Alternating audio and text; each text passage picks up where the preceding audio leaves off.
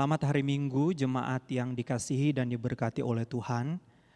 Pada saat ini mari kita bersama-sama menyimak warta jemaat untuk hari ini, hari Minggu 14 Juni 2020. Badan Pekerja Majelis Jemaat mengucapkan selamat hari Minggu dan selamat beribadah kepada jemaat di rumah masing-masing. Tuhan Yesus memberkati persekutuan kita. Warta yang pertama, ibadah Minggu, ibadah rayon, kompel kabipra, dan lansia di sepanjang bulan ini dilaksanakan di rumah masing-masing. Liturgi dan khotbah akan dibagikan lewat grup WA. Bagi jemaat yang rindu untuk memberikan persembahan, dapat diberikan dengan cara mentransfer ke rekening Gemim Kristus Bitung, Bank Mandiri dengan nomor rekening 1500010326344 atau secara tunai dengan menghubungi Majelis Rayon, bendahara jemaat atau dibawa ke kantor gereja dan dimasukkan ke dalam kotak persembahan yang telah disiapkan. Dan perlu diinformasikan juga bahwa nomor rekening gereja untuk persembahan syukur, untuk pembangunan, dan untuk misi juga tertera di dalam warta jemaat yang dibagikan melalui grup WA masing-masing rayon setiap minggu. Warta yang kedua, Majelis Hamba Tuhan dan seluruh jemaat mengucapkan terima kasih kepada Bapak Pendeta Beni Solihin yang menyampaikan firman Tuhan dalam kebaktian umum pada hari ini. Tuhan Yesus memberkati pelayanan hambanya. Warta yang ketiga, Majelis Hamba Tuhan dan seluruh jemaat mengucapkan selamat kepada keluarga Adam Areros atas kelahiran anak kedua, yaitu seorang putri, pada tanggal 2 Juni 2020 di Rumah Sakit Budi Mulia Bitung. Tuhan Yesus memberkati. Warta yang keempat, mohon dukungan doa dari seluruh jemaat untuk kedatangan penginjil Oktalapian dan penginjil Daniel Lumi untuk melayani di Gemim Kristus Bitung. Warta yang kelima, kita bersyukur penyaluran untuk bantuan kepada jemaat yang terdampak COVID-19 sudah terlaksana dengan baik. Mohon doakan untuk penyaluran tahap kedua. Bagi jemaat yang terbeban untuk membantu jemaat lainnya yang terkena dampak COVID-19 ini, dapat menghubungi Sekretaris Jemaat Penatua Netwin Lakaoni. Warta yang keenam, TK-NISI Bitung sudah membuka dan menerima pendaftaran murid baru untuk tahun ajaran 2020-2021. Dapatkan diskon 30% untuk uang pangkal dan SPP, dan perlu diberitahukan bahwa kuota terbatas dan ada harga khusus untuk anak jemaat Gemim Kristus Bitung, dan dipersilahkan untuk menghubungi majelis rayon masing-masing. Warta yang ketujuh, mohon dukungan doa dari seluruh jemaat untuk kelanjutan pembangunan aula. Bila mana jemaat terbeban untuk memberikan partisipasi dalam pembangunan ini, dapat menghubungi Penatua Lilik Katiandago dan Penatua Hengki Dumalang. Tuhan Yesus memberkati. Warta yang ke-8, disampaikan terima kasih kepada keluarga-keluarga yang telah memberi sumbangan untuk pembangunan aula, yakni sebagai berikut. Yang pertama, keluarga Chandra Wagyu, uang 1 juta rupiah. Keluarga Wong Karlo, uang 500.000 rupiah. Keluarga Oroh Mondigir, 500.000 rupiah. Keluarga Bapak Hani Untomo, 3 juta rupiah. Keluarga Rory Limbat, 650.000 rupiah. Keluarga Chandra Gui, 650.000 rupiah. Keluarga Lamba Kilapong, 1 juta rupiah. Keluarga Awalui Bajang, 5 kilo cat. Keluarga Awalui Limitang, 20 ujung baja ringan holo 44. Keluarga Dumat Dauhan, 30 ujung bambu 8 meter. Ibu Lilik Katiandago, baja ringan holo 24. Tuhan Yesus memberkati. Disampaikan selamat hari ulang tahun kepada Bapak Ibu Saudara sejemaat yang akan merayakan hari ulang tahunnya di sepanjang minggu yang berjalan ini. Tanggal 15 Juni Saudara Gilbert Rasubala, 16 Juni Adik Cynthia Lim, 17 Juni Ibu Nona Ingkiriwang Sudarto, 18 Juni Adik Relika Tumbelaka, serta 20 Juni 2020 Ibu Luisa Runtuwene, Saudari Emily Kansil, Saudara Rigel Tatiwakeng, Adik Klendri Mamuaya. Jemaat yang dikasihi Tuhan, pada saat ini saya akan membacakan pengumuman nikah. Gereja Masehi Injili di Minahasa, Jemaat Kristus Bitung. Pengumuman nikah. Mereka yang hendak menikah. Calon suami, nama Freike Vender Palenewen. Tempat tanggal lahir, Jakarta 29 Juli 1981, umur 38 tahun, agama Kristen, pekerjaan wira swasta, alamat Perumahan Asri 1, Blok C nomor 8, Kelurahan Manimbonembo Atas. Dahulu belum pernah nikah.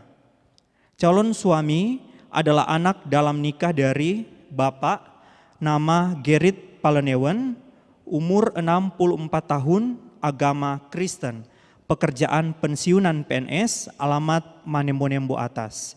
Ibu nama Sri Budi Mawarti Rapali, umur 59 tahun, agama Kristen, pekerjaan ibu rumah tangga, alamat Manimbonembo Atas.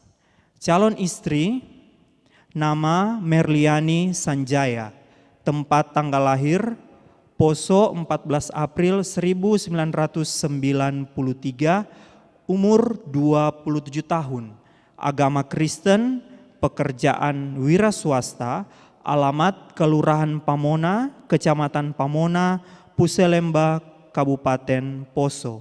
Dahulu belum pernah nikah. Calon istri adalah anak dalam nikah dari Bapak nama almarhum Tommy Budi Sanjaya, alamat Kelurahan Pamona, Kabupaten Poso. Ibu nama Ici Habaludin, umur 50 tahun, agama Kristen, pekerjaan ibu rumah tangga, alamat Kelurahan Pamona, Kabupaten Poso. Mereka akan diberkati oleh Gemim Kristus Bitung pada hari Sabtu, tanggal 27 Juni 2020, jam 12.00, dan akan diteguhkan menurut undang-undang pernikahan di Gemim Kristus Bitung. Bila ada yang berkeberatan dengan pelaksanaan nikah ini, agar menghubungi yang mengeluarkan pengumuman nikah ini selambat-lambatnya 3 hari sebelum pelaksanaan nikah. Mereka yang hendak menikah, Freike Vender Palanewan dan Merliani Sanjaya, mengetahui Majelis Jemaat Gemim Kristus Bitung. Demikianlah warta jemaat untuk hari ini. Jemaat yang diberkati Tuhan, mari kita siapkan hati dan pikiran kita untuk beribadah, memuji dan memuliakan akan nama Tuhan. Jemaat diundang untuk berdiri.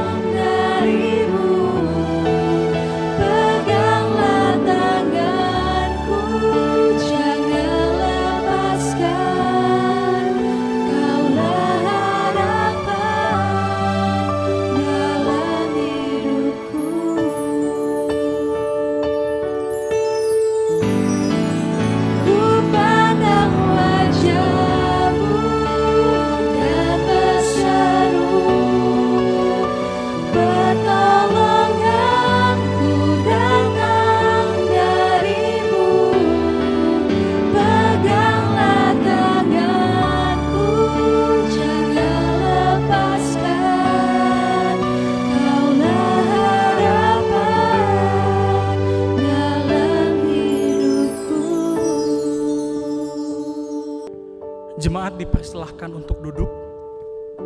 Shalom, selamat hari Minggu jemaat yang dikasihi Tuhan.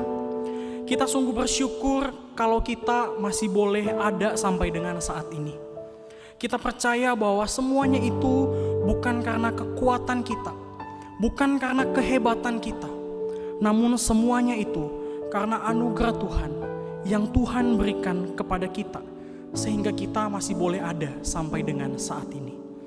Mazmur 28 ayat 7-8 berkata, Tuhan adalah kekuatanku dan perisaiku, kepadanya hatiku percaya. Aku tertolong, sebab itu beria-ria hatiku, dan dengan nyanyianku aku bersyukur kepadanya. Tuhan adalah kekuatan umatnya, dan benteng keselamatan bagi orang yang diurapinya. Untuk itu jemaat yang dikasihi Tuhan, saat ini mari kita naikkan pujian kita di hadapan Tuhan. Kita katakan, Engkaulah kekuatanku, Engkaulah permata yang indah. Yesus, domba Allah, mulia namamu, Engkaulah segalanya. Engkaulah kekuatanku, Engkaulah kemuliaanku, Engkaulah segalanya.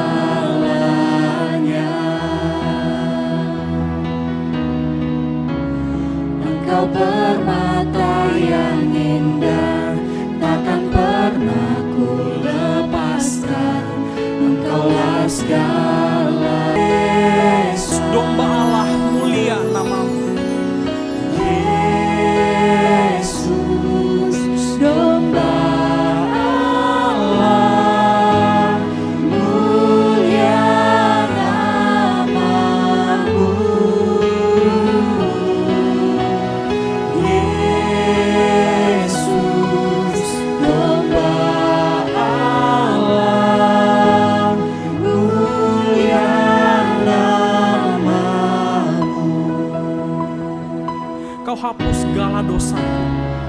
hapus segala dosaku, segala celah dan maluku.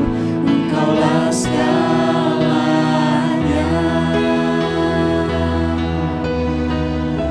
Saat jatuh kau angkatku, saat haus kau penuhiku. Engkaulah segalanya. Yesus domba Allah, Yesus domba Allah, mulia namamu. Yesus domba Allah, mulia namamu.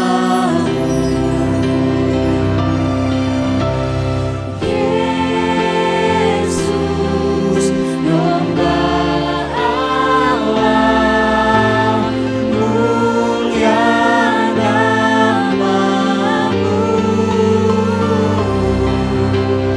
Yesus domba Allah, mulia namamu.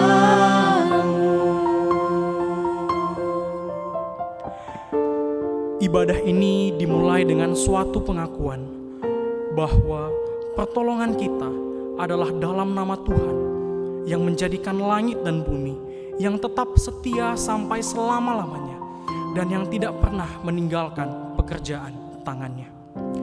Salam kasih karunia dan damai sejahtera dari Allah Bapa kita dan dari Tuhan Yesus Kristus menyertai kita sekalian.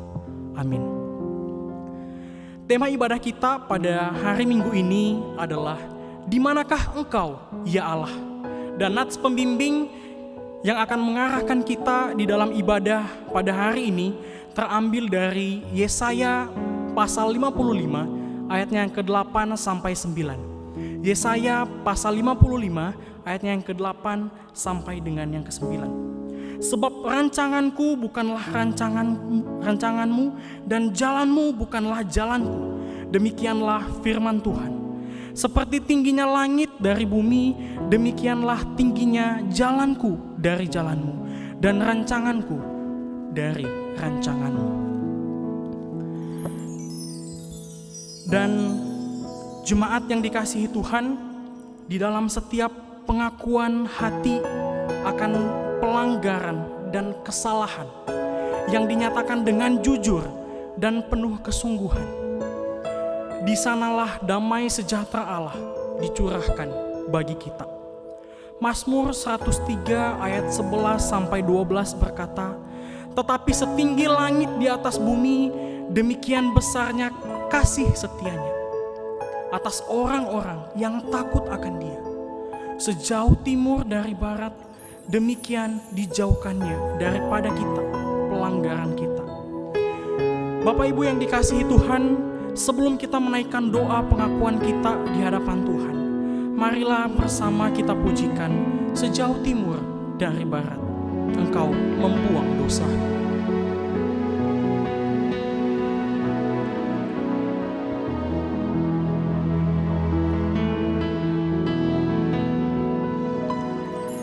Sejauh timur dari barat, Engkau membuang dosaku. Tiada kau ingat lagi pelanggaranku.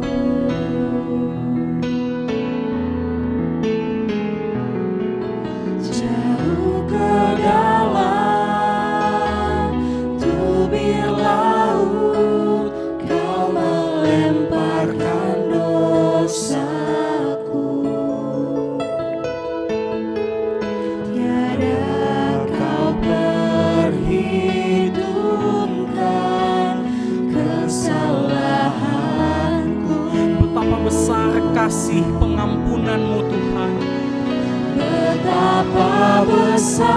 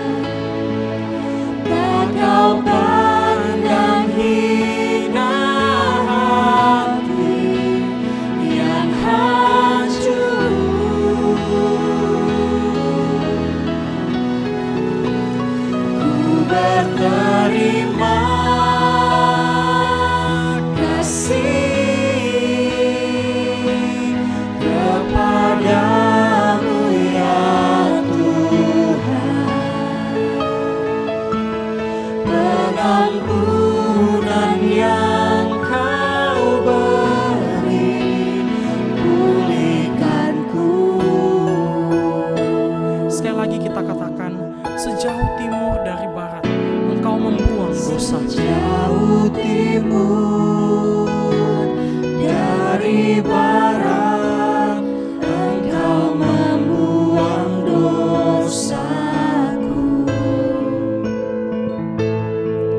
Tiada Kau ingat lagi pelanggaranku. Jauh ke dalam tubir laut Kau melemparkan dosaku. Jauh ke dalam tubir laut Kau melemparkan dosaku. Tiada Kau perhitungkan kesalahanku.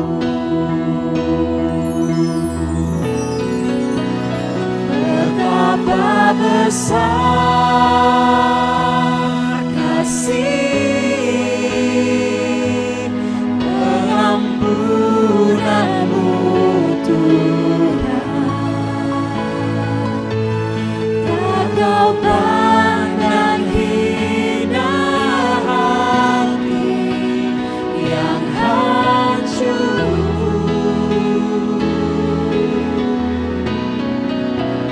Ku berterima kasih kepadamu ya Tuhan.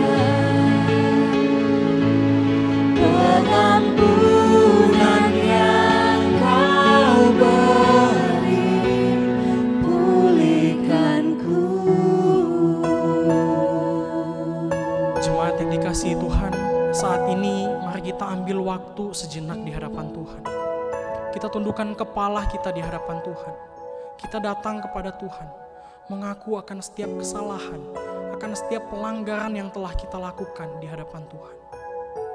Mari saat ini kita ambil waktu sejenak di hadapan Tuhan.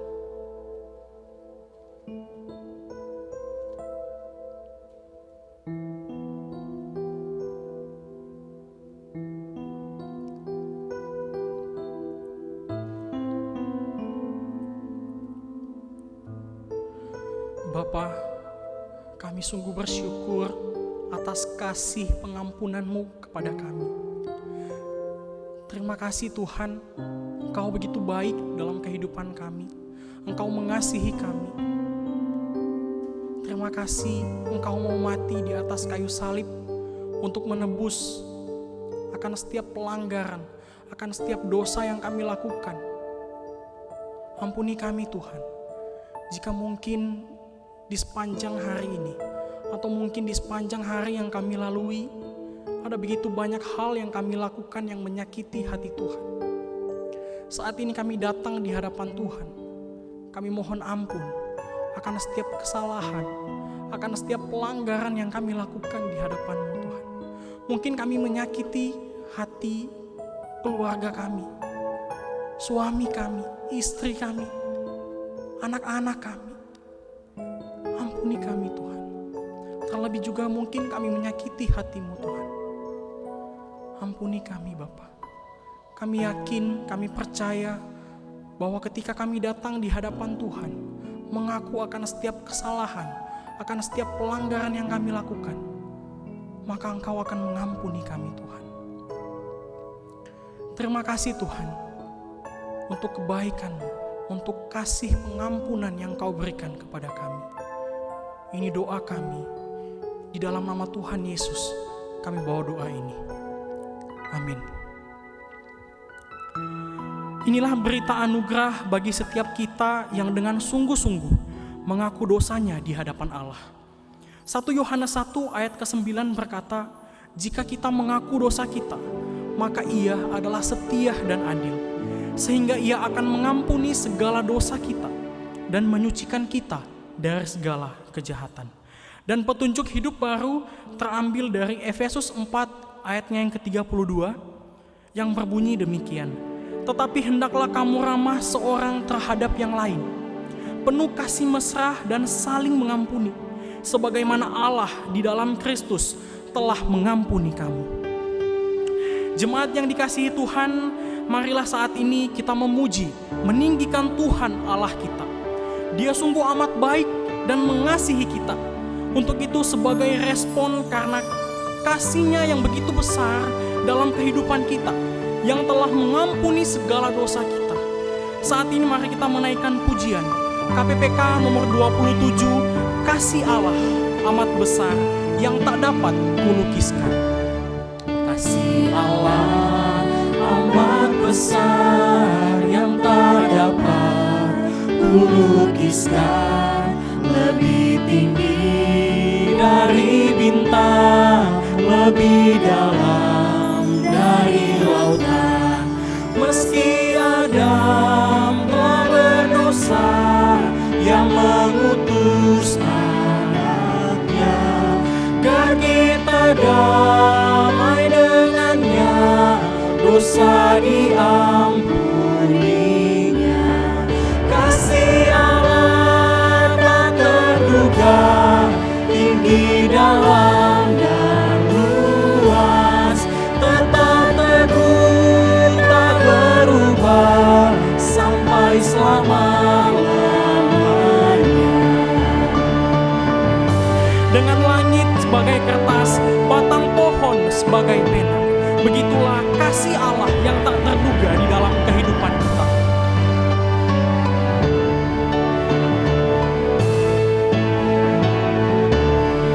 Dengan langit sebagai kertas, batang pohon sebagai pena, air laut sebagai dawat, tiap orang penulisnya tak mungkin akan menuliskan kasih Allah yang besar. Langit dari timur ke barat tak akan memuatnya. Kasih Allah tak terduga, tinggi dalam dan luas, tetap teguh tak berubah sampai selama-lamanya. Jemaat yang dikasihi Tuhan, ketika kita menjalani kehidupan ini dengan kekuatan kita sendiri, maka ada begitu banyak hal yang tidak akan mampu untuk kita lewati, yang tidak akan mampu untuk kita hadapi sendiri. Untuk itu kita perlu Tuhan untuk ada di samping kita, agar kita dapat menjalani kehidupan kita dengan pertolongannya. Maka dari itu, saat ini marilah kita arahkan hati kita dan pikiran kita untuk berfokus kepada pemberitaan firman Tuhan yang akan menolong kita untuk menjalani kehidupan hari demi hari. Firman Tuhan pada hari ini akan disampaikan oleh hambanya Pendeta Beni Solihin, dan biarlah kiranya Allah Roh Kudus yang akan menolong kita sekalian untuk membuka hati kita untuk menerima kebenaran firman-Nya. Sebelum kita mendengarkan firman Tuhan, kita mempersiapkan hati kita, pikiran kita. Kita angkat pujian Kaulah Harapan.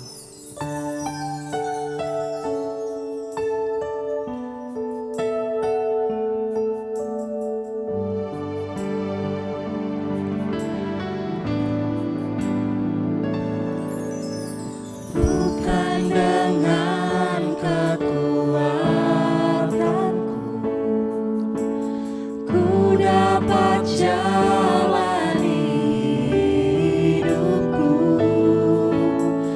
tanpa Tuhan yang di sampingku ku tak mampu sendiri. Engkaulah kuatku yang menopangku, ku pandang wajah-Mu dan berseru, pertolonganku datang dari-Mu. Peganglah tanganku, jangan lepaskan. Kaulah harapan dalam hidupku. Biarlah pujian ini menjadi doa kita. Bukan dengan kekuatan ku dapat jalani hidup. Bukan dengan kekuatanku ku dapat jalani hidupku. Tanpa Tuhan yang di sampingku, ku tak mampu sendiri. Engkaulah kuatku yang menopangku. Ku pandang wajah-Mu dan berseru, pertolonganku datang dari-Mu.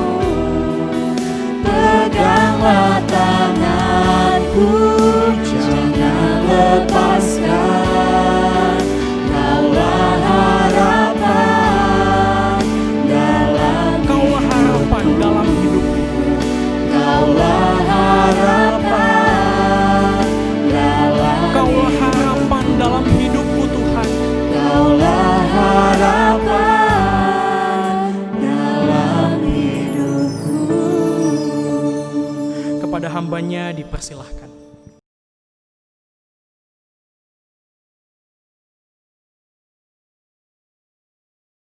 Selamat bertemu lagi saudara. Kita berada dalam satu kebaktian. Kita tahu Tuhan hadir di tengah-tengah kita dan akan berfirman, memberikan kekuatan kepada kita. Mari saudara, saya ingin membacakan sebuah ayat yang terambil dari Mazmur 22 ayatnya yang pertama. Mazmur 22 ayatnya yang pertama. Inilah Mazmur dari Daud.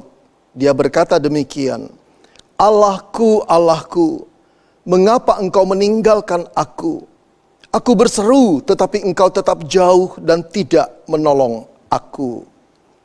Saudara, pasti saudara sebagian dari kita mengenal seorang penulis dari Inggris yang bernama C.S. Lewis. Saudara, dia sastrawan Kristen yang betul-betul mendunia. Di dalam salah satu tulisannya, hasil karyanya yang berjudul The Chronicles of Narnia, itu menjadi satu karya yang gemilang saudara, yang disaksikan oleh orang-orang hampir di seluruh dunia ini. Tapi yang menarik adalah saudara, dia pernah mengajukan satu pertanyaan kepada Tuhan saudara. Pertanyaan yang sebetulnya sangat relevan bagi kita semua, apalagi dalam situasi yang kita hadapi belakangan ini. Apa yang dia tanya kepada Tuhan saudara? Dia berkata begini, Tuhan, mengapa engkau lebih mudah ditemui saat hidup ini berjalan lancar? Tetapi begitu sulit aku ketemui ketika hidup ini, saudara, aku membutuhkan pertolonganmu.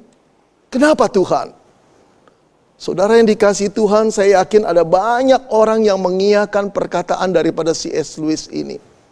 Ada kebenaran di dalamnya. Tuhan lebih mudah diketemui, saudara, saat hidup kita berjalan lancar. Tapi betapa sulitnya untuk menemui beliau ketika kita membutuhkannya. Dia menghilang entah kemana. Apalagi di dalam situasi COVID seperti ini saudara. Ada banyak anak Tuhan yang mengalami banyak persoalan. Baik persoalan kehidupan, baik persoalan penghasilan, kesehatan, macam-macam yang menekan jiwa banyak anak-anak Tuhan. Mereka menjerit, mereka berdoa, mereka meratap kepada Tuhan. Tetapi tidak ada respon daripada Tuhan. Tidak ada jawaban doa yang nyata yang mereka alami. Lalu di manakah Tuhan itu sebenarnya, saudara?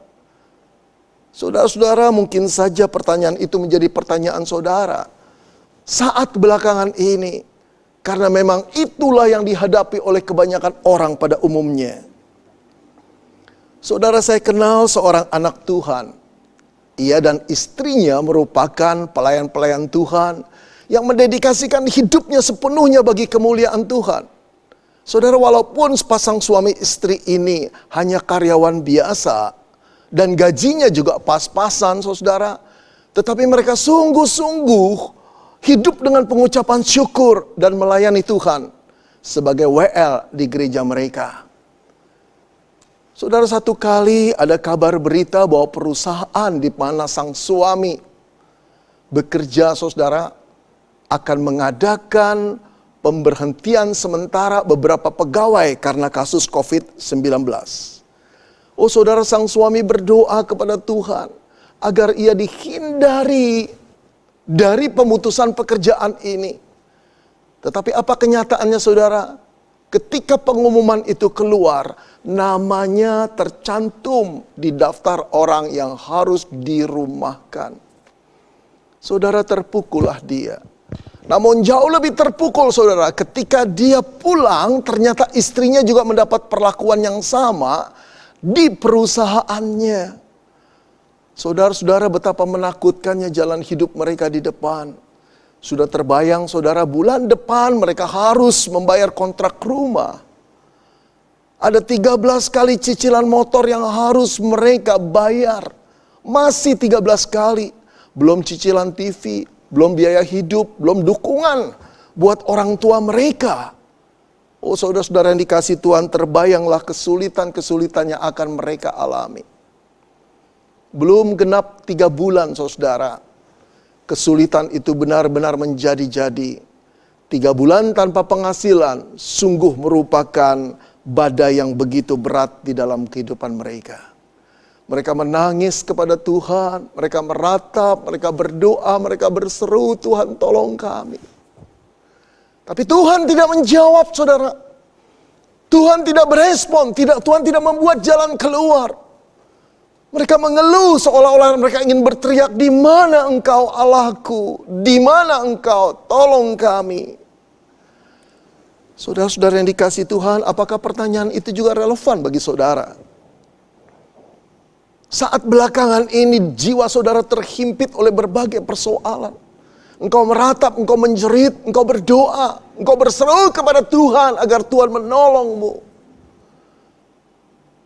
Tapi kebanyakan kita mendapatkan respon yang diam dari Tuhan. Tak ada tanggapan dari Tuhan. Barangkali engkau merasa diabaikan Tuhan, dianggap sepi. Satu pertanyaan besar yang ada dalam dirimu dan diriku barangkali adalah, di mana engkau Tuhan saat kami membutuhkan pertolonganmu? Di mana engkau? Saudara yang dikasihi Tuhan, kalau kita melihat Alkitab, ternyata para nabi pun mengalami perasaan yang sama di tengah-tengah pergumulan yang hebat. Saudara, saya ingin mengisahkan beberapa. Yang pertama, Daud.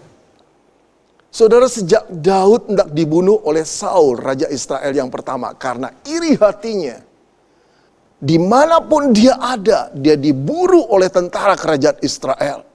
Daud terpaksa melarikan diri, saudara. Dari gurun ke gurun, bersembunyi dari gua ke gua, penuh ketakutan dan kecemasan, saudara.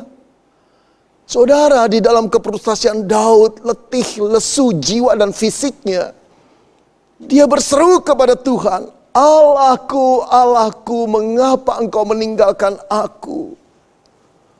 Itu tertera dari Mazmur yang kita baca tadi, Mazmur 22 ayat yang pertama. Kisah lain, saudara, saya ingin pergi pada orang yang bernama Ayub. Seorang yang kaya raya, pedagang yang sukses, yang Alkitab katakan Ayub adalah orang yang saleh, jujur, takut akan Tuhan, menjauhi kejahatan. Tapi saudara tahu, satu kali musibah datang menimpa di dalam hidupnya berturut-turut, saudara. Ternak-ternaknya dirampok orang, ladang-ladangnya dijarah orang. Kemudian putra-putrinya yang sedang berpesta dalam satu rumah mati binasa seketika bersama-sama ketika bencana alam terjadi. Lalu setelah dia pilotnya, saudara, badannya penuh dengan borok dari ujung rambut sampai ujung kaki, saudara. Hidupnya seperti gembel sampai istrinya menghina dia dan akhirnya meninggalkan dia.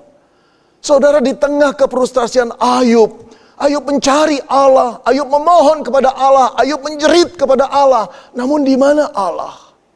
Saudara, dengarkanlah keluhan Ayub yang berkata, sesungguhnya kalau aku berjalan ke timur, ia tidak kudapati di sana. Atau ke barat, tidak kudapati dia. Di utara ku cari dia, dia tidak tampak. Aku berpaling ke selatan, aku tidak melihat dia. Oh, saudara-saudara, betapa sedihnya. Satu, ungkapkan perasaan Ayub yang kehilangan Allah justru pada saat-saat dia membutuhkan Tuhan. Saudara-saudara, sebenarnya Allah itu di mana saat kita menghadapi persoalan hidup yang begitu berat? Apakah Allah masih peduli kepada kita yang disebut anak-anaknya? Mengapa pertolongannya tidak datang segera mungkin? Apakah dia puas melihat kita menderita, penuh kesakitan, keterancaman, kegelisahan? Sebenarnya Allah itu di mana? Saudara-saudara, mari kita menelusuri Alkitab lagi untuk melihat Allah itu ada di mana pada saat umatnya mengalami persoalan berat, menjerit dan berseru untuk memohon pertolongannya. Mari kita lihat Daud, saudara. Memang sepanjang hidup Daud, saudara, hampir diwarnai oleh banyak kesulitan-kesulitan hidup. Tapi saat Daud mengalami bahaya, apakah Allah diam? Apakah Allah meninggalkan Daud? Tidak sama sekali, saudara. Allah beserta dengan Daud. Pada waktu Daud menghadapi Goliat yang tinggi besar, Allah menyertainya. Pada waktu Daud dikejar-kejar oleh Saul di dalam keadaan yang begitu berbahaya dari gua ke gua, Allah menyertainya. Pada saat Daud, saudara, dikudeta, dikejar dan dibunuh oleh anaknya Absalom, Allah menyertainya. Tidak pernah dalam kehidupan Daud Allah absen menyertai Daud. Saudara, ingatkah saudara ketika bangsa Israel mau diancam untuk dipunahkan atau digenosid oleh seseorang yang membenci bangsa Israel? Dia mempengaruhi Raja Ahasweros. Siapa yang turun membela? Esther namanya, permaisuri raja, dia keturunan Yahudi. Allah tidak nampak, bahkan di dalam kitabnya pun tidak disebut nama Allah. Tetapi bukan berarti Allah tidak hadir. Dia menggerakkan Esther untuk menjadi kepanjangan tangan menyelamatkan bangsa Israel dari kepunahan. Saudara, itu berarti bahwa Allah tidak pernah tinggal diam terhadap nasib umatnya. Walaupun dia tidak kelihatan, saudara, tapi dia menyertai umatnya. Saudara, penyertaan Allah dalam wujud yang tertinggi adalah turunnya Yesus Kristus menjadi manusia. Dia lahir sebagai manusia. Dia dibesarkan di tengah-tengah manusia. Dia bergaul dengan manusia. Di dalam dia bergaul dan berkomunikasi, dia melawat manusia. Saudara-saudara, dia mengasihi manusia. Tidak ada manusia yang tidak dikasihi. Dia menerima keberadaan manusia dengan segala kekurangan-kekurangannya. Dia mencintai, dia juga mengajar manusia akan kebenaran. Bagaimana mereka harus hidup yang benar di hadapan Tuhan. Dan kasihnya yang terbesar, saudara-saudara, ditunjukkan ketika dia naik ke kayu salib mengorbankan jiwanya. Untuk apa, saudara? Dia mengorbankan jiwanya agar kita yang berdosa tidak dihukum Allah. Penyaliban Yesus di kayu salib merupakan penanggungan, substitusi, pergantian jiwa kita yang seharusnya mati dihukum oleh Tuhan karena dosa-dosa kita, namun Kristus membayarnya. Saudara-saudara, saat dia ada di kayu salib, saat itu murid-muridnya meninggalkan dia, saat itu pengikut-pengikutnya malah berbalik mencaci maki dia. Saat itu, saudara, justru Allah meninggalkan dia. Sehingga menjeritlah anak Allah itu, Allahku, Allahku, mengapa engkau meninggalkan aku? Saudara, dialah satu pribadi, satu-satunya pribadi yang sebetulnya tidak bisa ditinggalkan oleh Tuhan. Manusialah yang harusnya ditinggalkan oleh Tuhan karena manusia berbuat dosa, tapi dia tidak berbuat dosa, saudara. Tapi justru dia menjadi satu-satunya pribadi yang ditinggalkan Tuhan. Tergantung di kayu salib secara mengerikan dan hina. Kenapa saudara? Agar engkau dan saya tidak ditinggalkan Tuhan. Karena hukuman kita telah ditanggungnya. Dia yang tidak mengenal dosa dijadikan dosa olehnya. Agar kita terbebas dari hukuman dosa.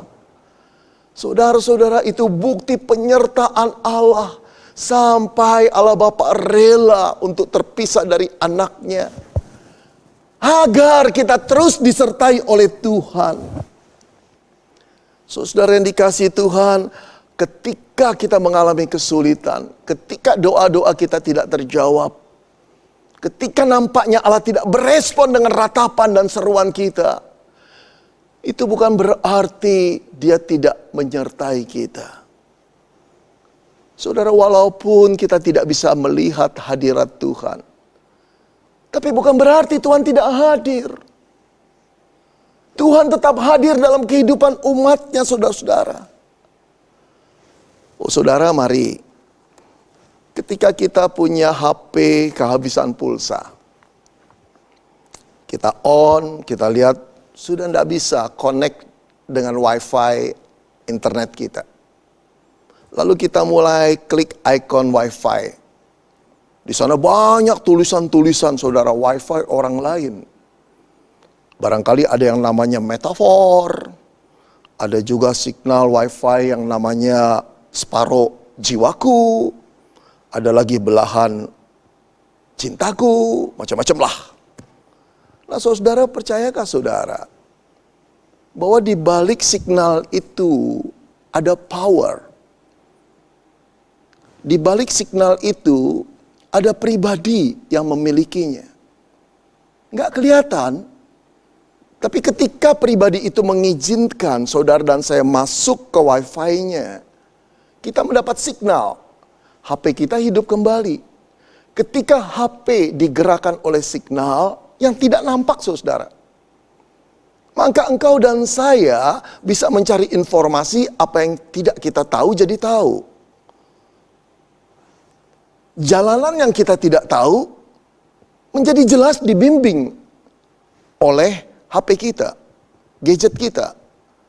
Kemudian kita juga bisa, saudara, untuk meminta tolong HP kita untuk memesan makanan, membayar, dan melihat rekening kita sisa berapa. Oh saudara-saudara, tidak nampak signal wifi itu secara nyata, tapi bukan berarti dia tidak hadir.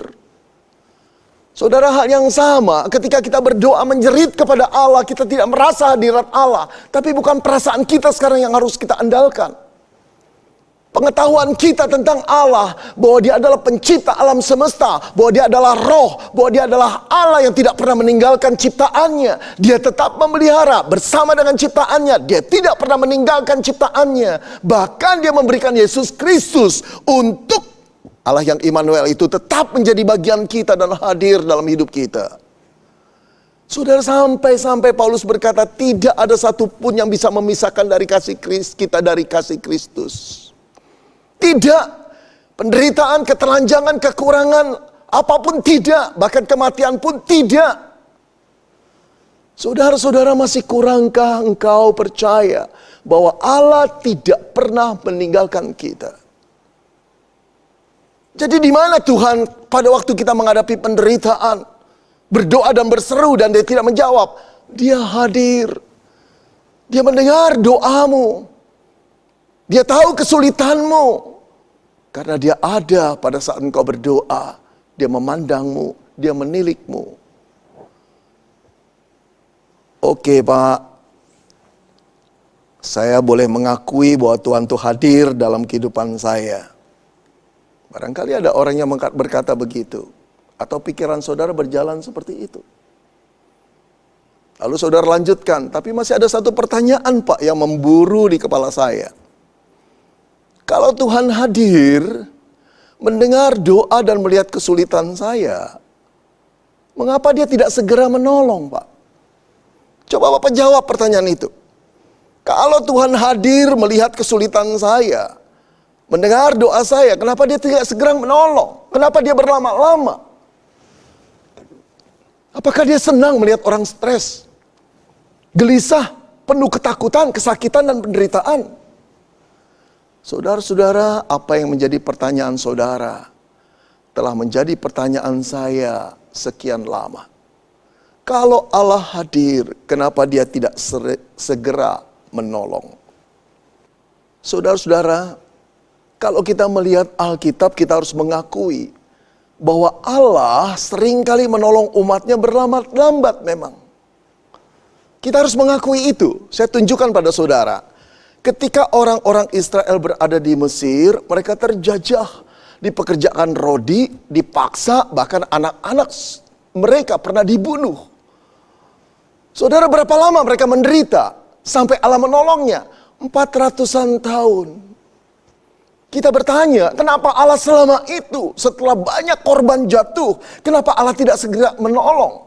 Katanya dia hadir, tapi kok tidak menolong?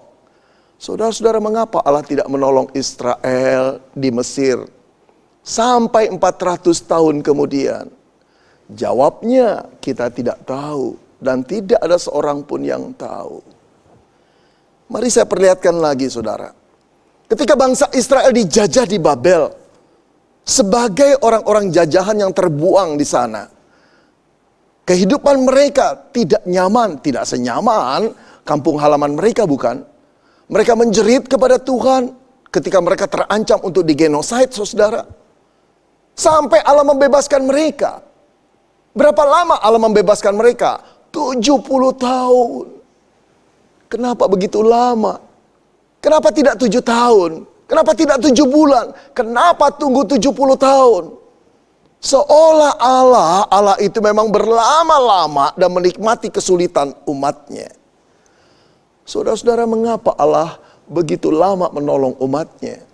Jawabnya, kita tidak tahu saudara. Dan tidak ada seorang pun yang tahu. Mari kita berangkat dan mempertanyakan kepada Tuhan. Kenapa dia begitu lama menolong Daud, menolong Ayub di dalam kesulitannya. Sampai belasan tahun mereka bergumul di dalam ketakutan dan kefrustrasian. Di dalam ancaman bahaya dan penderitaan. Kenapa Allah menolong mereka sampai belasan tahun? Saudara, harus kita katakan kita tidak tahu jawabannya. Dan tak seorang pun yang tahu. Namun saya ingin mengutip sebuah ayat saudara. Yang Yesaya katakan demikian. Sebab rancanganku bukanlah rancanganmu. Dan jalanku bukanlah jalanmu. Demikianlah firman Tuhan. Seperti tingginya langit dan bumi. Demikianlah tingginya jalanku dari jalanmu. Dan rancanganku dari rancanganmu. Saudara, firman ini berkata Tuhan tidak bertindak secara sembarangan.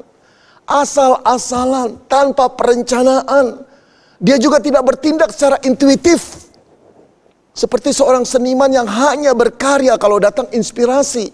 Atau dia bukan seperti seorang gadis yang mudi.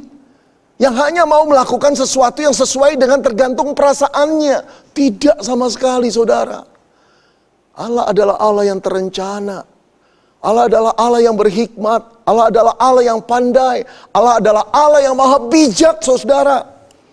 Dia bertindak sesuai dengan keputusannya, saudara. Saya ingin menunjukkan saudara lagi. Sejak Adam dan Hawa jatuh dalam dosa, Allah sudah menjanjikan seorang juru selamat akan datang. Membebaskan manusia dari dosa. Di malam Natal yang pertama, Yesus Kristus itu datang. Berapa tahun saudara-saudara, janji Allah akan keselamatan itu datang dalam malam Natal yang pertama. Berapa tahun? Ribuan tahun saudara. Bingung bukan? Kenapa setelah ribuan tahun baru Allah menolong manusia di dalam keterikatannya, keterjebakannya atas dosa.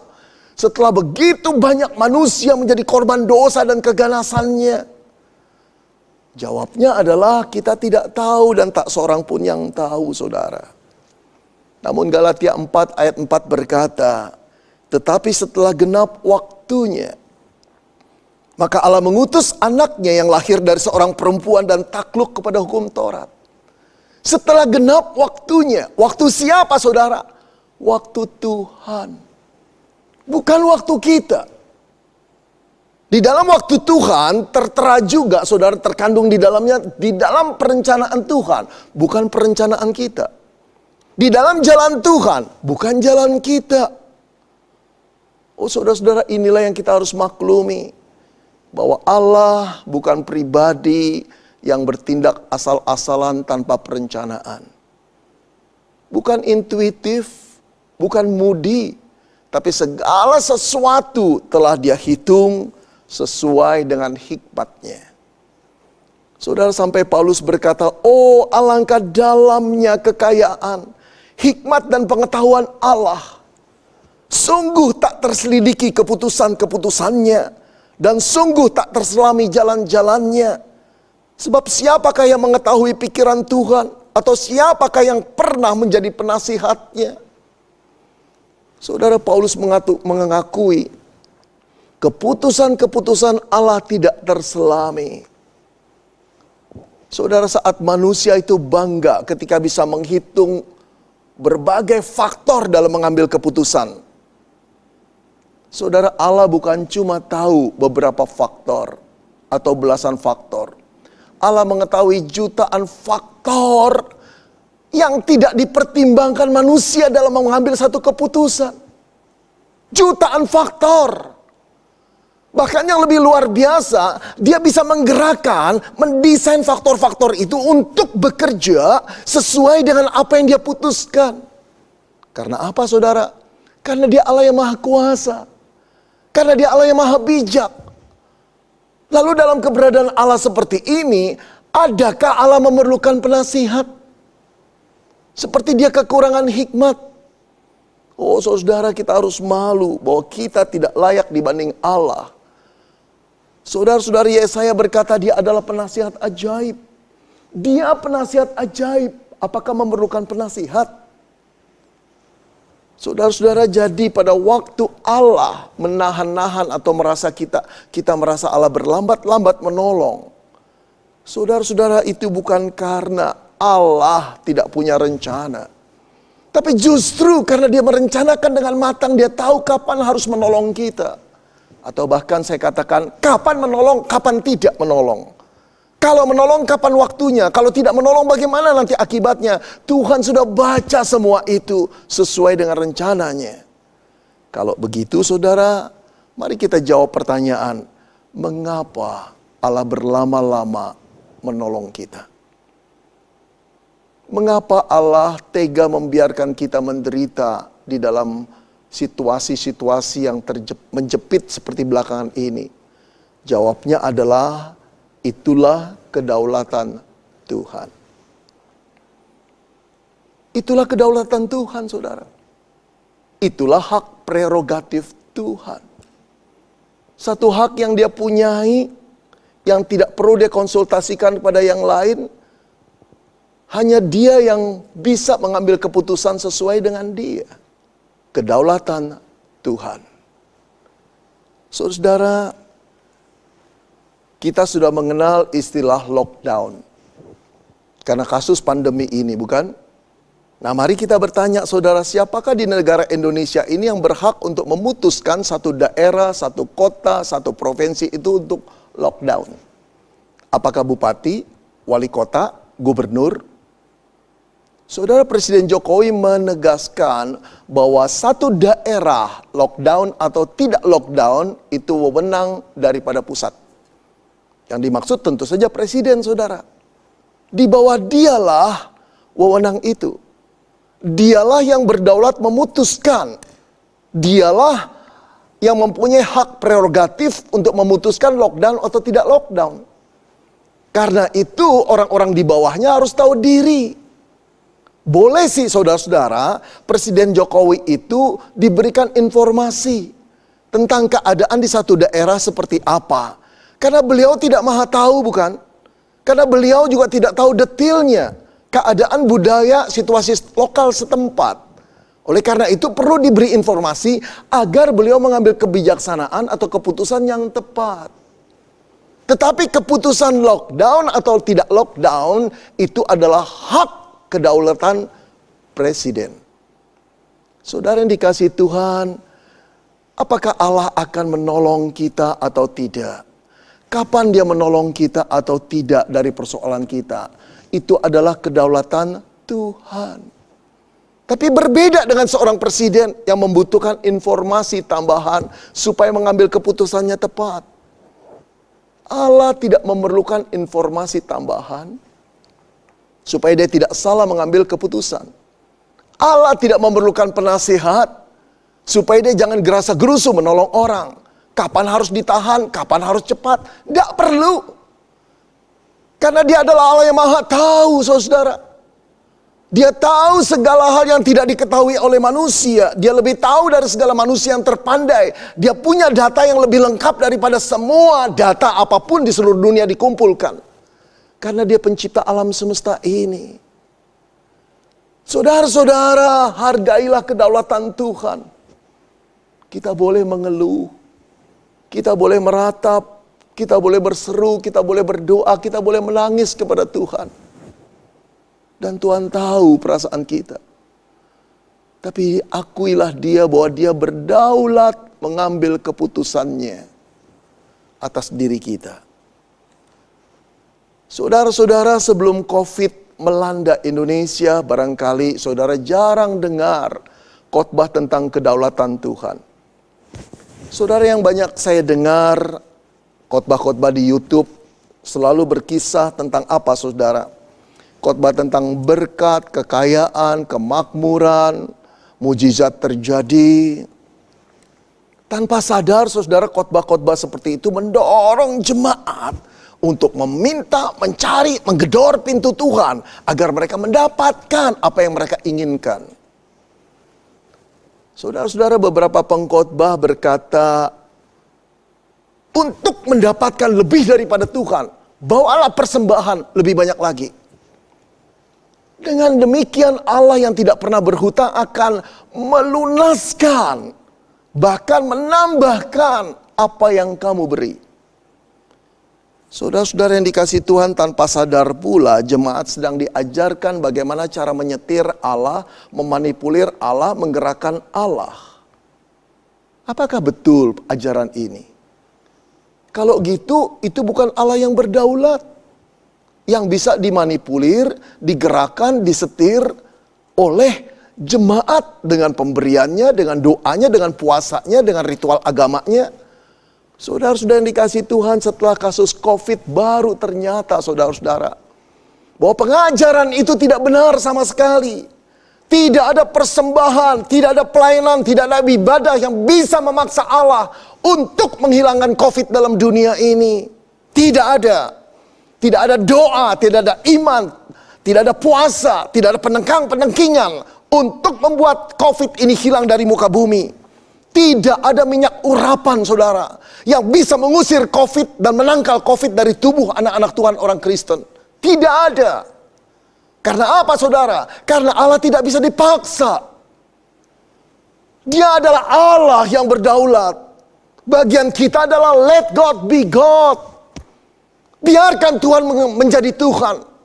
Biarkan Tuhan memutuskan apa yang kehendaknya, rancangannya. Bagian kita adalah mentaatinya, menghormatinya, tunduk kepadanya. Dan menunggu waktu Tuhan menjadi waktu kita. Saudara yang dikasihi Tuhan, ingatkah saudara pada kasus Sadrah, Mesah, Abednego, teman-teman Daniel?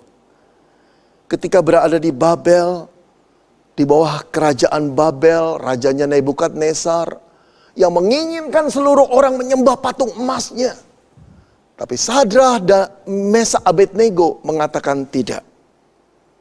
Mereka ditangkap, mereka ditanya sekali lagi oleh raja, maukah engkau menyembah? Kalau menyembah kami lepaskan, kalau tidak menyembah kamu akan dibakar. Saudara, mereka berkata, kami tetap tidak akan menyembah patung Tuanku.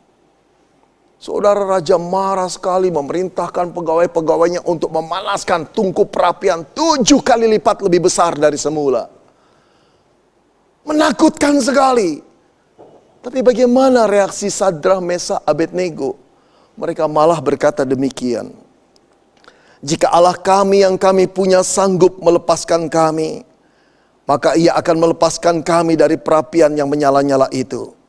Dan dari dalam tangan-Mu ya Raja.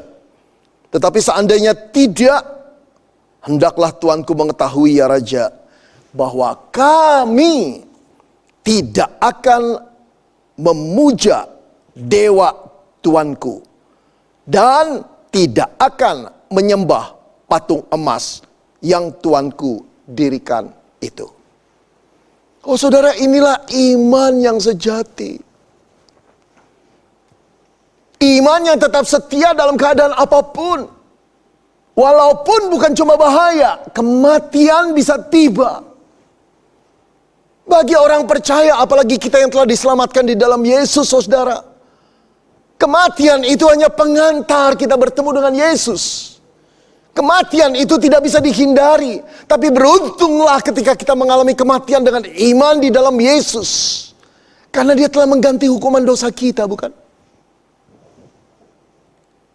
Saudara-saudara yang dikasihi Tuhan, kematian bisa datang pada siapa saja.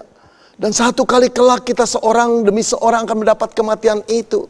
Tapi berbeda menghadapi kematian dengan iman dan menghadapi kematian dengan ketakutan.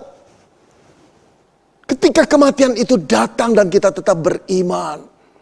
Kalau memang Allah mengizinkan mati, itu berarti kehendaknya. Allah memutuskan atas dasar kedaulatannya. Let God be God. Jangan marah kepada Tuhan karena kedaulatannya.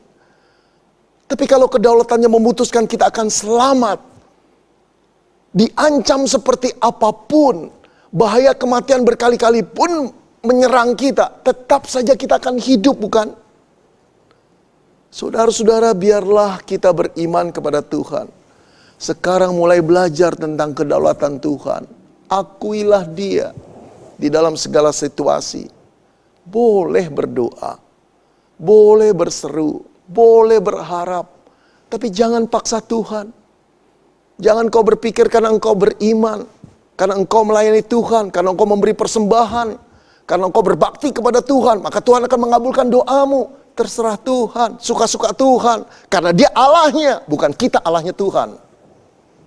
Saudara-saudara, belajarlah untuk menghormati Tuhan. Mengasihi Dia dalam segala keadaan. Apakah kita hanya mau menerima apa yang baik dari Tuhan, tapi ketika kita sulit kita marah kepada Tuhan? Saudara-saudara, saya ingin sekali mengisahkan kisah seorang anak Tuhan yang bernama Michael Robert Marampe. Viral di medsos beberapa minggu yang lalu. Saudara, usianya 28 anak muda ini. Pekerjaannya adalah dokter. Ia berasal dari kota Mobagu, Sulawesi Utara. Saudara, pada dasarnya Dr. Michael ini hendak merencanakan pernikahannya pada tanggal 11 April bulan lalu. Dengan kekasihnya, dengan tunangannya yang sudah dia kenal bertahun-tahun. Orang-orang yang takut akan Tuhan pula mereka berdua ini. Saudara, tetapi karena tugas panggilannya, dia merawat orang-orang yang terpapar COVID, mereka berunding dan menyatakan setuju untuk memundurkan atau menunda perkawinan mereka, saudara. Tetapi justru karena mereka menunda perkawinan mereka ini dan tetap melayani orang-orang COVID, Dr. Michael terkena COVID-19. Saudara, dia dirawat di rumah sakit. 8 hari lamanya dia dirawat di sana, saudara. Lalu dia mengunggah videonya yang penuh dengan simpati. Kita lihat sebentar, saudara ya, video ini. Halo teman-teman semua, selamat pagi dan selamat beraktivitas. Saya Dr. Michael Robert Marampe. Hari ini adalah hari ke-8 saya dirawat dan saya menjadi salah satu korban dari COVID-19. Buat saya, menjadi seorang dokter itu adalah suatu kebanggaan tersendiri. Tetap bisa melayani pasien, bisa membantu banyak orang, dan tidak ada penyesalan sedikit pun. Buat teman-teman semua di garda terdepan, tetap semangat dan wajib menggunakan APD yang lengkap. Selalu semangat teman-teman semua, dan Tuhan Yesus memberkati. Saudara, saya percaya bahwa orang tuanya, tunangannya, teman-temannya, koleganya, sahabatnya, bahkan pasien-pasiennya berdoa untuk Dr. Michael. Satu dokter yang baik, yang simpati, yang merasa panggilan hidupnya dalam melayani orang-orang yang menderita. Ini tugas mulia daripada Tuhan. Dan dia orang beriman. Kalau teman-temannya, koleganya, tunangannya, orang tuanya berdoa kepada Tuhan, seharusnya Tuhan dengar, bukan? Satu doa yang benar-benar diharapkan dikabulkan oleh Tuhan. Tapi apa yang terjadi? Pada tanggal 26 April bulan lalu, saudara, Dr. Michael Marampe meninggal dunia. Oh, saudara-saudara, merataplah teman-temannya, merataplah dunia kedokteran, merataplah tunangannya, merataplah orang tuanya. Merataplah kita orang-orang Kristen. Dengan satu pertanyaan, mengapa Tuhan kau tidak tolong anakmu? Kurang apa dia? Oh, saudara yang dikasihi Tuhan, bukan kurang apa Michael itu. Tapi kita harus mengakui keputusan terakhir berada di tangan Allah, bukan di tangan kita. Dia Allah yang berdaulat. Dia Allah yang maha tahu apa yang harus dilakukannya. Dia bukan tidak berbelas kasihan. Justru karena dia berbelas kasihan dipanggil anaknya yang dia kasihi, Michael Marampe itu. Untuk pulang menikmati kekekalan, kemuliaan. Saudara, bagi orang-orang yang hidup dalam Kristus, mati adalah keuntungan. Itu bukan cuma slogan. Itu satu pemahaman yang dalam tentang iman Kristen. Itu satu janji Allah. Ketika kita pulang di dalam Kristus, itu adalah satu keuntungan. Di sanalah Bapa akan menerima kita. Di sanalah Bapa akan memperlihatkan rumah yang disediakan Kristus. Bukan karena kita baik, tapi karena Kristus penebus kita telah membayar lunas seluruh hukuman dosa kita. Saudara-saudara yang dikasihi Tuhan, tidak selalu saya harapkan kita yang terjepit masalah dan kena COVID akan meninggal dunia. Tentu tidak. Kita boleh berdoa. Dan kedaulatan Tuhanlah yang memutuskannya. Jangan sedih, jangan takut. Dengan mengakui kedaulatan Tuhan, disitulah kita menunjukkan iman yang sejati. Lakukan apa yang kau pandang baik Tuhan. Aku akan menerimanya. Tuhan akan menghibur, Tuhan akan menguatkan engkau dan saya di dalam masa-masa sulit ini. Tapi jangan, saudara, jangan berkurang imanmu kepada Tuhan. Justru di saat seperti inilah Tuhan menguji apakah iman kita menjadi emas yang murni atau cuma besi karatan yang tak berharga. Biarlah kita berkata, Tuhan, tolong aku untuk boleh mengakui engkau Allah yang berdaulat. Lakukanlah apa yang kau pandang baik bagi kami anak-anakmu. Amin.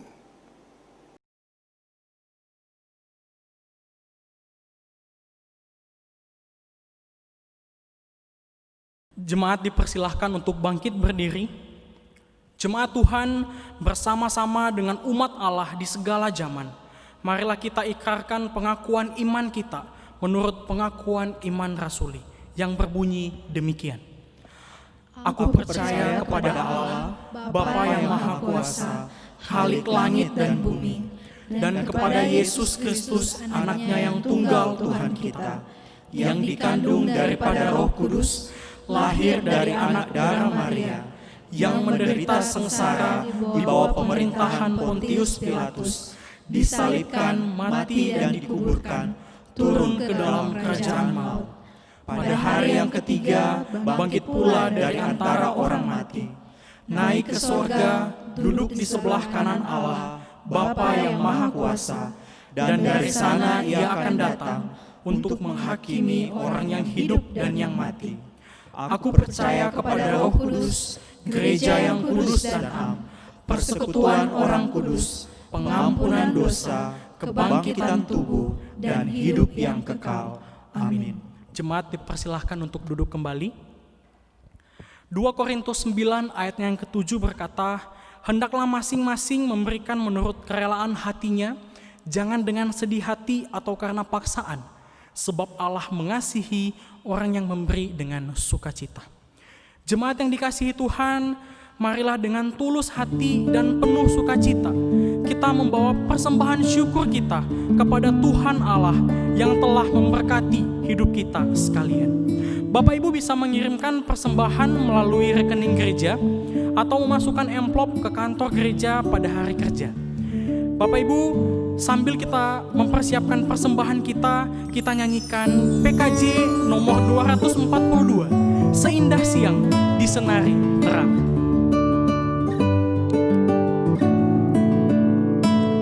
Seindah siang disinari terang, cara Tuhan mengasihiku. Seindah petang dengan air sejuk, cara Tuhan mengasihiku. Tuhanku lembut dan penyayang, dan aku mengasihi Dia. Kasih-Nya besar, agung dan mulia, cara Tuhan mengasihiku. Sedalamnya laut, seluas angkasa, begitulah cara Tuhan mengasihi kita.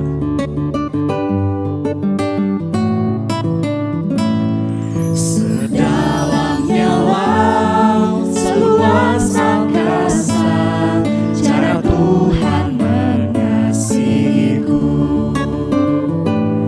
Seharum kembang yang tetap semerbak, cara Tuhan mengasihiku. Damainya tetap besertaku dan surgalah Damainya pengharapanku. tetap besertaku, dan surgalah pengharapanku. Hidupku tentram, ku nikmati penuh, cara Tuhan mengasihiku. Cara Tuhan mengasihiku. Cara Tuhan mengasihiku. Sekali lagi, cara Tuhan mengasihiku. Cara Tuhan mengasihiku.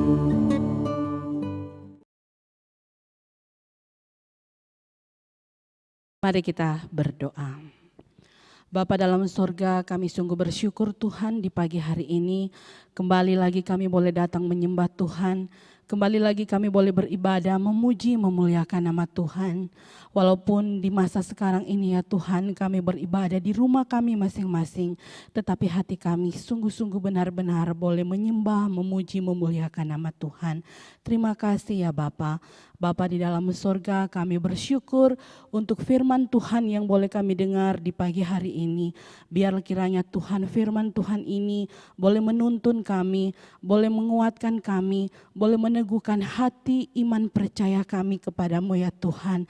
Tuhan memberkati kami semua dengan firman Tuhan yang boleh kami dengar. Berkati hamba firman-Mu yang sudah menguraikan firman Tuhan ini. Berkati hamba-Mu Pak Beni Solihin, biar Tuhan Engkau memakai hamba-Mu ini, biar dia boleh menjadi berkat bagi banyak orang dan boleh membawa jiwa-jiwa untuk boleh tetap terus mengenal akan Engkau sebagai Tuhan dan Juru Selamat. Bapa dalam sorga, kami berdoa Tuhan untuk setiap jemaat kami yang ada di Gemim Kristus Bitung. Tuhan, kami berdoa bagi jemaat kami yang saat ini mereka ada di dalam ungkapan syukur, bersuka cita karena Tuhan mungkin, karena ulang tahun, karena berkat-berkat Tuhan yang melimpah dalam hidup mereka. Terima kasih Tuhan, Engkau memberkati mereka. Biar kiranya Tuhan, kasih Tuhan tetap terus memberkati, mencurahkan berkat-berkat bagi setiap jemaat yang ada. Dan juga ya Tuhan, kami berdoa bagi setiap jemaat kami yang ada di dalam pergumulan, baik itu pergumulan sakit, pergumulan masalah keluarga, pergumulan masalah ekonomi, Tuhan kami serahkan jemaat kami ini Tuhan ke dalam tangan Tuhan. Engkau melihat pergumulan mereka, Engkau melihat apa yang mereka alami. Biar kiranya Tuhan Engkau ada bersama-sama dengan mereka, Engkau yang akan tetap terus menguatkan mereka, memberikan mereka jalan keluar yang terbaik, dan biar iman pengharapan mereka boleh tetap terus bersandar dan berharap hanya kepada Tuhan. Terlebih khusus Tuhan di tengah-tengah situasi yang sulit ini, di tengah-tengah masa pandemi ini Tuhan, Engkau juga yang akan menolong kami semua Tuhan. Biar kami tetap terus kuat di dalam Tuhan. Tuhan yang akan menolong kami Tuhan. Biar kiranya kasih Tuhan yang akan memulihkan dunia ini di tengah-tengah pandemi COVID-19 yang ada. Tuhan memulihkan dunia ini. Tuhan memulihkan bangsa dan negara kami. Tuhan memulihkan kota kami. Tuhan memulihkan Sulawesi Utara, kota Bitung yang kami tinggal ini. Biar kiranya Tuhan mengampuni setiap salah dan dosa kami. Biar Tuhan yang menolong kami semua Tuhan. Biar kembali kami boleh dapat hidup normal lagi. Tuhan yang akan mengangkat semua masalah-masalah kami ini. Terima kasih Tuhan, terima kasih. Bapa dalam surga, kami juga tetap terus berdoa untuk kelanjutan pembangunan aula. Tuhan menolong, memberkati untuk setiap panitia yang ada. Memberkati apa yang dibutuhkan, setiap bahan material, setiap dana yang dibutuhkan. Tuhan tetap terus memberkati, Tuhan yang akan mencukupkan. Biar Tuhan pembangunan aula ini boleh berjalan dengan baik, pembangunan aula ini boleh terlaksana dengan baik. Bapa dalam surga, kami juga bersyukur kalau di dalam ibadah ini kami boleh memberikan persembahan. Tuhan memberkati persembahan kami, biar kiranya persembahan kami boleh dipakai untuk hormat dan kemuliaan nama Tuhan. Terima kasih Tuhan, ini doa kami, ini syukur kami. Di dalam nama Tuhan Yesus kami berdoa. Amin. Jemaat yang dikasihi Tuhan, kita akan mengakhiri kebaktian pada hari ini. Jemaat diundang untuk bangkit berdiri. Kita persembahkan pujian, hormat, dan pengagungan bagi Allah yang menciptakan kita untuk memuliakannya dan menikmati kehadirannya di dalam hidup kita setiap hari. Bagi Dialah kemuliaan sampai selama-lamanya. Kita pujikan KPPK nomor 53, doksologi, pengutusan dan berkat akan disampaikan oleh Pendeta Marike Raup.